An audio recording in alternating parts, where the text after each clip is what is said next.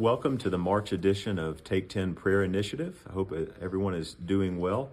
I wanted to start with our memory verse for the month of March, which, by the way, I forgot to do at the rec center this past week, and I was reminded of that by several people. So this is Psalm 118:24. This will be our focus verse memory for the month. It says, "This is the day which the Lord has made. Let us rejoice and be glad in it." I've got just a few little things I'd like for us to be praying for this month. And again, the goal of this is for you to commit to just 10 minutes once a week, every week throughout the month of March. I want to pray first of all for several churches in the Dakotas.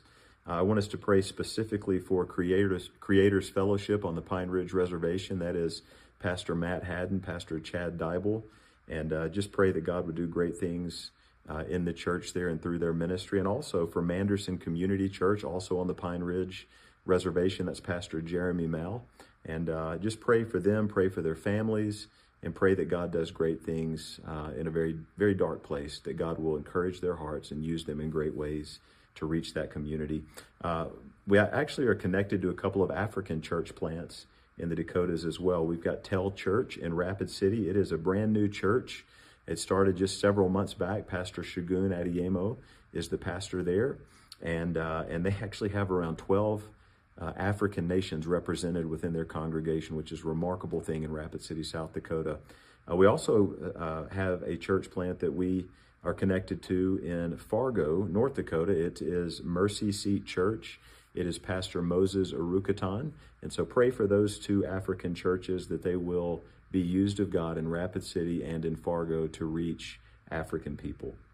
I'd also like for you just to pray for unity in our church. I know we have a very real enemy that wants to divide friendships, that wants to divide families, marriages, societies, and certainly churches. And so I would just ask you to pray that our church would remain focused on the main things and not get sidetracked by things that are not really all that important. I would ask you to pray for us to humbly see areas of needed growth. I mean, every church has room to grow, and every church has things that they need to do better. And just pray that God would give us wisdom and discernment in that, and the ability to do those things by His grace. Pray for salvations. Continue to pray for people in our own community here in the Black Hills to come to know Christ. And maybe our church will, by God's mercy, be able to play a part in that. And just pray for discipleship relationships as well. I'm so thankful for this church. And I love this church, and I'm so thankful to be a part of it. Just pray that God continues to do great things in Connection Church. And then I think we'd be amiss if we didn't pray for conflicts around the world, not just in what's happening in Iran right now, but there's so many other places where wars are happening, some perhaps more just wars and some that are more very much unjust wars. But whatever the case, persecution and things like that, whatever the case, just pray for those conflicts. Pray for the gospel to go forth in the middle of those. Pray for protection, and pray that God's will would be done in each of those. Aside from those things, just be praying for one another. Galatians chapter 6, verse 2 reminds us to bear one another's burdens and thereby fulfill the law of Christ.